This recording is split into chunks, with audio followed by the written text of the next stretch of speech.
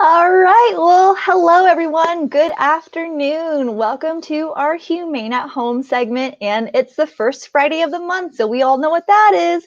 It's Wildlife Friday. My name is Carly Padilla, and I am the education specialist for Project Wildlife. And today we have a very fun topic all about coyotes. And this is my friend Ramon the coyote, because unfortunately we are not actually up at our Ramona campus today. It is the start of baby season, my friends, and we are already starting to get patients at our San Diego Wildlife Center as well as our Ramona campus. And so we do have some sensitive patients out in those habitats. And so we always want to do what is best for our wild animal patients. So we are not at Ramona campus because we want to make sure that we minimize the amount of human presence and hearing humans so that they don't get too habituated, which means they don't get too used to us being around them. So we have some wonderful photos and videos to show you today of our wild animal ambassador coyotes at the Ramona campus. So we're going to jump right into it and learn all about our local animals today and about coyotes. Now, remember, we do come from the Humane Society, so we always want our pets to be cared for and to be protected, but we also understand that our wild animals are here, they're native, and we just want to make sure that we protect our pets as well as making sure that we keep our distance from those wild animals. So let's learn about our local barking dogs. So our coyotes are a native species here to the United States. They are part of the dog family, very curious, very adaptable, and super smart, my friends. They learn very quickly. And they usually will live solitary lives, but they can live in a small family unit or in a mating pair. They definitely don't live in those big old packs like wolves do. They're a little bit in the smaller group. So definitely family members. So the two mom and dad can probably have, maybe the young that they had the year before and the young they're going to have this year. And then that's usually when our first year coyotes start venturing off looking for some territory of their own. Now, usually our coyotes here in San Diego will reproduce once a year. And their mating season is coming a little bit later, more into May. So it's really good to know when the breeding season's happening. So you can be aware if there's any den sites around or when parents might be looking for food for their children. And so it's really important that we are coyote aware here in San Diego because they are everywhere. We might not think of them in areas like North Park or Claremont, Mission Bay, but if there's resources available, like I said, right here, they're very adaptable. They can find a home very easily around here. And they do eat a variety of food, but a lot of science has been done lately, and they have done some studies on what coyotes eat. And believe it or not, the very small percentage of it is cats and dogs. A lot of it is rodents. And so they really help keep that rodent population down. So they are really important to have around. Now we're going to go ahead and check out a video of one of our coyote ambassadors up at our Ramona campus. This is Brawley that you're going to meet, and we'll learn a little bit about her at the end.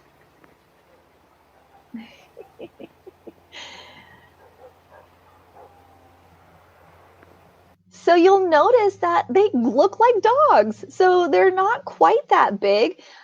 Brawley's a little bit bigger than our other coyote ambassador, Bella Luna. And so, Miss Jordan, we can go to the next slide. And so with these animals, it's really important to kind of learn about them. Why are they even here in San Diego County? Now, back in the 1800s, it's, believe it or not, coyotes only really used to live in the middle part of the United States.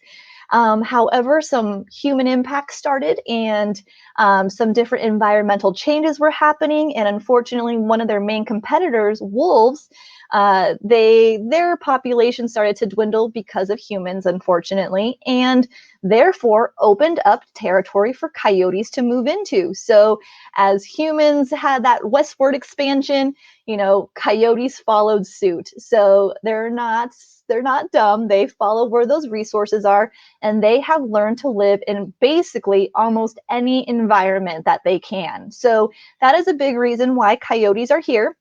They don't have a whole lot of predators, and wolves were one of their main competition. And so if we're ever able to get wolves back into the native habitats that they started out in, that could start to keep our coyote population down. But coyotes only reproduce for what the environment allows for them. So the more resources available, the bigger the litter sizes can be. The less amount of resources, the smaller the litter sizes will be. So we'll head to the next slide, Miss Jordan. But let's just talk a little bit about their habits. Now, they can hunt during the day and night. They do prefer nighttime because they don't want to be around humans. We are big, scary predators to them. So they have actually picked a more nocturnal schedule to stay away from us. They do communicate by having multiple vocalizations. They do scent mark throughout their territory as well to let other coyotes know that this is their home. And a bunch of different displays that they use with their body. So anything from like the pouncing, the running, all of that is communication with each other. Now, it is very common for us to mistake a few coyotes for a huge, large group. If you want to get a little reminder of that, go to our first Wildlife Friday, our first Humane at Home in January, where we were with Benji the bear, and you will hear our 2 coyote female ambassadors yipping and yowling because there was a helicopter going over us. If you guys really listen to that little clip, it sounded like it was 20 coyotes, but it was only 2. So they do have the ability to make different vocalizations, and they do have that ability to make them sound like there's way more of them than there actually is. So what may sound like 15 coyotes could actually just be 2 coyotes communicating to each other. They are very fast, they're agile, they have the ability to jump a 6-foot fence very easily. And we're going to talk a little bit about how to keep us safe and our pets safe a little bit towards the end of this presentation. But they're very agile, again, very, very smart and very social. So they do like to stay with their family. They will raise, those parents are very, very diligent parents, keeping a close eye, but they do have to go and hunt. And sometimes those little kids will come out of the den and be really curious. So it's just important, again, to be aware. Always around here in San Diego is to always be coyote aware and be coyote smart. So we'll talk a little bit about that coming up. But real quick, here's another video of one of our ambassadors, Miss Brawley, showing you those vocalizations.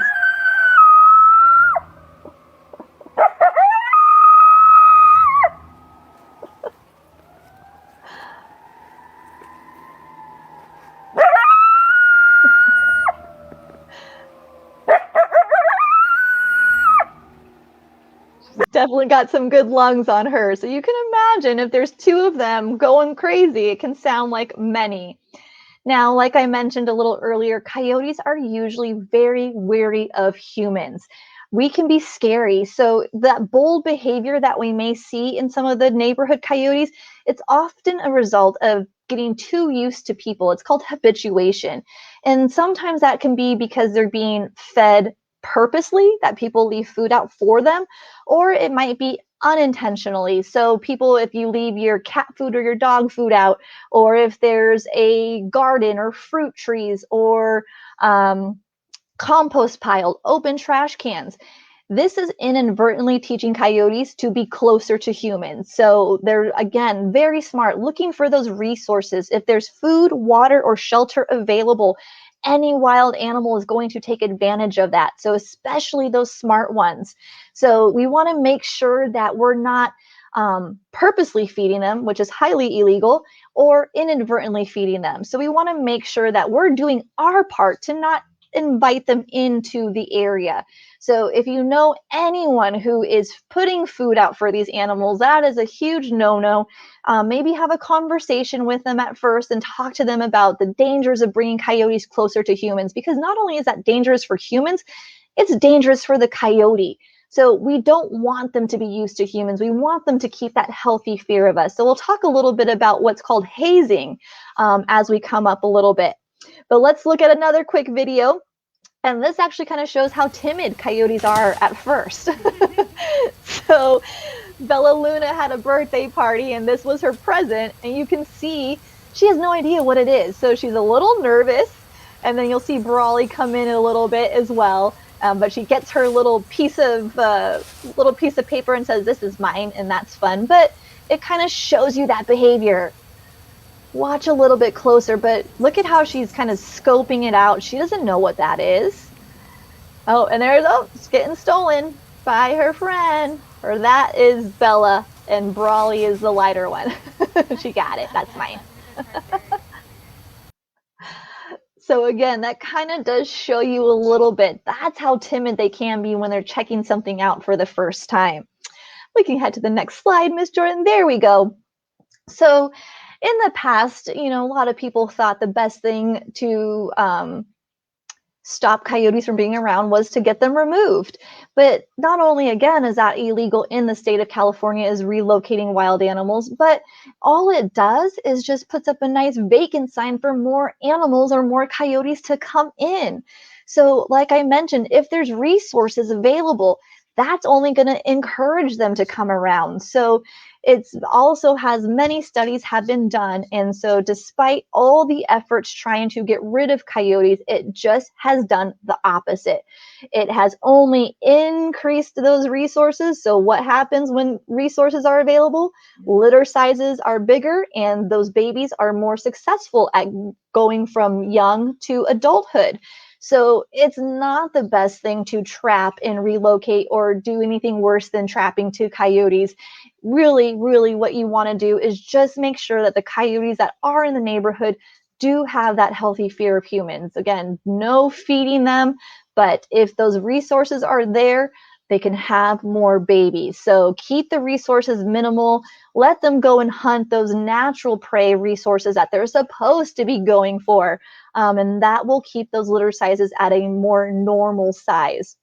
We are in a La Nina year, so conditions are going to be drier. So wild animals are going to have a harder time this year than past years where we had more wet season. So we're going to want to make sure we're not, again, inviting them into the neighborhood by leaving water out for them or food. They can find it all on their own. So let them do what they're supposed to do. We'll head to the next slide. So how do we share San Diego with these animals? So again, never approaching them or their young. If you leave them alone, they will leave you alone generally. But again, if an animal is getting too used to humans, they're definitely going to test those boundaries, try to get a little closer to us. So definitely don't want that to happen. Never feed the wild animals, my friends. They are perfectly capable of finding food on their own. May is going to be the time. So April, May. So this is right now we're in March. So now it's probably mating season's going to start happening. They're going to start looking for that den site. Come around May and June is when those babies will start to be born. So again, being aware of the breeding sites in the breeding season, letting those mothers raise their children. That'll be the best thing for them. So again, if we go out and we start trapping and removing them, they don't have that good resource to teach them the lay of the land, what they're supposed to do, how they're supposed to react around humans. I kind of compare it to maybe like juvenile delinquents raising each other, and those could be the coyotes that may be a little bit more encouraged to come into the neighborhoods, check out the trash cans. So we want those good, smart mamas to raise her children. And then let them know that they're coming before you let your pets out, and especially dusk and dawn. Again, it might be a little bit of a harder year for them to find prey this year. So always be aware, and especially if you live in any areas that have ravines or you have big open spaces nearby, you want to make sure that if your pet goes out at nighttime, you are right there with them. Maybe go do a perimeter check. It's not going to hurt you, but maybe just clap your hands a little bit, get that coyote to go away. If you have any inclination that it could be an altercation between your pet and a coyote, keep your pet on a short leash. Let them go out, do their business. So therefore, those pets are our responsibility, and we need to do our part to help them out. Coyotes are out there, they're doing their thing. So we got to make sure we can do what we can to protect our animals. And then if you do have a coyote, hazing. So we do have a lot of information on our website, sdhumane.org, about proper hazing, when to haze and when not to haze. Hazing is not like college. It's all about making yourself big, bad, and loud, and you want to make sure that you can get something like pots and pans. I don't know if you want to do an air horn in the middle of your neighborhood, but even your phone has that like that alarm noise of wah, wah, wah. Even if you have your phone on you and it's making that loud noise, coyotes don't know what that is. Some people, you carry an umbrella with you and open the umbrella, close it, open it. A coyote has no idea what that is. So you make yourself big, you get big and bad. The chances of a coyote still continuing to come at you are going to be slim to none. But if they are, that's when you know that that animal is a little bit too used to humans and probably been fed by somebody. But you want to make sure that not only do you scare the coyote, some distance away from you, but they're just like dogs. If that coyote looks back at you, they're trying to see what you're going to do. So haze them as far away as they possibly can go. And this is a neighborhood effect. So you need all the neighbors involved with this. If you can train a dog, you can train a coyote. You can train a coyote to be comfortable. You can train a coyote to be uncomfortable. So every time that coyote sees a human being, they should have something like that loud noise, you yelling at them, get that umbrella, something that scares them, because that reinstills that fear. But it's got to be constant. Again, they'll learn if it's just a one and done thing. You want to make sure you're hazing them completely out of the neighborhood. Anytime they come across a human, if that human doesn't do anything, the next time they just might try to get a little closer. And if the human doesn't do anything, they might try to get a little closer the next time. So it's our job. We got to reinstill that fear into them. Water hoses, loud noises, things like that. Those are the big things, big like flashy things, anything that's just something out of the norm for them that will scare them. Again, we have a lot of information on our website about when to haze and how to haze, but it is not just one person's responsibility. If your neighborhood is getting inundated and you're having too many coyote sightings, this is something everyone needs to do. Make sure you're taking those attractants away, and everyone hazes that coyote when they see them. But if they are keeping their distance, if they're just, you see them off and they're kind of checking you out, that's exactly what you want. You don't need to haze that coyote. They already have that good, proper fear. You want to make sure that they keep that fear if they come any closer. But if they are keeping their distance and they see you and they run away immediately, perfect. That's what you want to do. It's really important to, again, kind of know where those den sites are. You don't want to haze a mama away from her babies if that's what she's trying to protect. But again, if she's keeping that distance, but there's a ton of information out there, my friends. Coyotes, they're not out there to lure your dog back to the pack. They're not doing any of that. They're actually probably just running back to their home because they're afraid of your dog. There are instances of coyotes playing with dogs, but I would never allow that to happen. Always get your dog under control. Let that coyote go do their thing. But there's so many good articles out there. There's so many things that we can do. We just have to kind of start doing our part. All right, Miss Jordan, we could head to the next one. Thanks for letting me chat about that. Oh, perfect. So again, here are a few other things that we can do to help our pets. If you've ever seen this crazy coyote jacket for smaller dogs, a coyote is going to look at that and be like, what the heck is that thing? But it will definitely make your little dog feel big and bad as well. So they have those crazy little Mylar things that are waving back and forth on the top. They have spikes coming out the back. She's got a spiked collar on. It will at least help, again, give that coyote a second thought before going after that animal, because they have no idea what that is. Catios, that's a patio for your cat. The cat can still go outside, but they can be safe when they're outside. So not only does your cat not become prey to a wild animal, but your cat then doesn't become a predator to a wild animal. We do get a lot of cat caught wild animals brought to our door. So, and especially right now with those baby birds, if you can keep your cat in a nice little catio to the point where they can still go outside and enjoy and still be enriched, but they can't catch anything and then they can't be caught by anything, that's really helpful. Coyote fencing is really important. If you see on that bottom right picture, that's actually a roller on the top of the fence line. So the coyote can get their paws up there, but they can't get a grip and they keep falling down. So coyote rollers are helpful. And then again, just kind of the way the fence is around the property. If the fence line is coming out towards the animal, so it goes up a good at least 6 to 8 feet, and then maybe has another protrusion going out towards the animal. Again, they can't get that grip to pull themselves over. So make sure your property is fenced really well to make sure that those animals don't come in. And then again, just making sure that we are watching after our pets as much as we possibly can.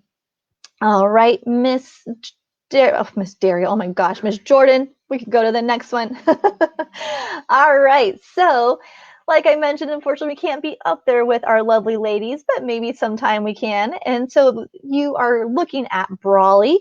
Now, Brawley was brought into us when she was 4 months old after being confiscated from a home near Brawley, hence her name, by the California Department of Fish and Wildlife. She was raised by that family, and since they found her as a newborn pup, and ultimately was raised along their dogs. Unfortunately, fortunately, you are not allowed to have a wild animal kept as a pet. So she was brought to our wildlife center in Ramona in the hopes of getting her wild up. So hoping that we would see some of those wild behaviors come back. But after her assessment, she was determined far too habituated to people to be released back out. So now she is one of our education ambassadors to help teach our community members about coyotes and how to coexist with them. But she does still love to bring her stuffed toys over to her caregivers as a gift and enjoys the attention and enrichment that she gets daily from her caregivers. So she is a gorgeous girl. She's actually a little bit lighter colored than our other coyote ambassador, Bella Luna. And she's a little bigger, but she also does like to help and do her part. So here's Brawley, very curious about the cleaning equipment. It would be nice if she did help clean when they were in there, but she was just playing with her fun toys. So now she gets to dig, chase, run, jump to her heart's content with her friend, Miss Bella Luna. And here is a beautiful, lovely girl as well. So she came in 2 years ago now.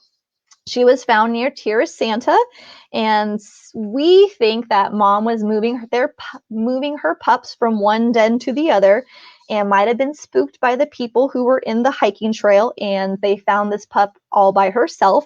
So she was picked up and taken to our wildlife center here in San Diego, but because Ramona Wildlife Center is equipped for our predator species, she was moved up there.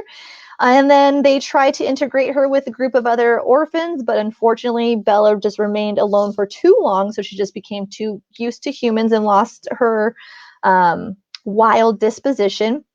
Now, it's really unfortunate, and so a big thing what we really try to do, especially with our predator species like bobcats and coyotes, when they come in by themselves, if we don't have other orphans to raise them with, it's really, really difficult for them to really get those natural behaviors that we're not able to teach them. So it's unfortunate, but that's one of our biggest reasons why we tell people, let parents get that time to raise their baby. So if you can leave that baby out either overnight or through the day, just in case that mom can come back. Again, with predator species, you need to make sure you keep your distance. You're nowhere near around them, and you give that parent a chance to get her baby back. But unfortunately, that didn't happen with our lovely Bella Luna. So now she is a wonderful companion to Miss Brawley, and they both are doing their part to educate the public. And Miss Bella Luna loves to sunbathe on her wooden platform in her enclosure and joins Miss Brawley in the yipping and howling when those airplanes pass by. Again, check out that Benji Humane at Home, just the first like 10 seconds and you'll hear the girls going crazy. But they love to hang out with their enrichment items. You see she's got her little toy in her mouth, and then we put out those leaves out there for them to also be encouraged to do some digging, sniffing, using all those lovely senses that they have. We can go to the next slide, Miss Jordan. But these two girls are wonderful, wonderful ambassadors for their species. And, you know, once we hopefully open back up at some point in time, you guys can come on to the campus and visit them, but that will be further down the line as well. So we got to make sure that these girls are all set and ready. We have one more video to show you guys with the two girls kind of hanging out, playing with each other. this is, we do enrichment for the animals every single day. We got to keep those minds alert and keep them playing and enriched as much as we possibly can.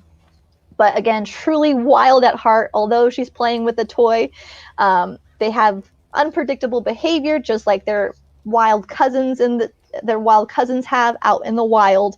But we can really learn a lot by kind of watching these coyotes, some of their natural behaviors. And if you get a chance to see these girls up close and personal, you'll notice their size. Not much bigger than maybe a shepherd or a golden retriever.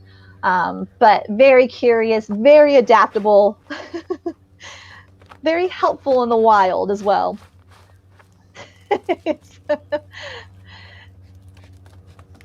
And so this is just a cute little video. We can go on to the next one, Jordan, playing with those lovely toys. And my friends, as we go on, this is important information to share with your neighbors. It's a neighborhood-wide event that it needs to happen if you're having coyote issues, but really sharing San Diego with them. They are super important to keeping those prey species down to a reasonable number. And then we'll head to that next slide, Ms. Jordan. But again, that website has a ton of information for you. If there's any questions coming through, this would be the best time to answer them. But we'll talk about what we have coming up as well for our future Humane at Home and just what's going on here at the shelter. So tomorrow, our Wake Up with Wildlife, it is Who's Watching Who. So the San Diego River Park Foundation is going to be speaking. It is going to be a wonderful presentation. Since COVID happened, everyone was kind of stuck indoors, and the wild animals really were enjoying life. So they had trail cams set up along all their different areas that they have. And you can see some of the amazing animals that we have here right in our backyard of San Diego. So if you want to check that out, head to the website. Our next week, Humane at Home, is all about microchipping and licensing. So there's no place like home challenge. And you'll learn about the importance of microchipping and licensing your pet. So tune back in next Friday at 3 p.m. And then at the end of this month, we do have spring camp in a box. So it's we unfortunately can't have kids on site quite yet, but it's going to be a fun, only $25 a box full of animal activities and crafts. So reserve your spot today. There is that sdhumane.org that you can find everything. So we have our Wake Up with Wildlife and then our spring camp that you can sign up with as well. And if there are no questions, but I really do appreciate all of you guys for listening to me chat about coyotes. And again, have a wonderful Friday.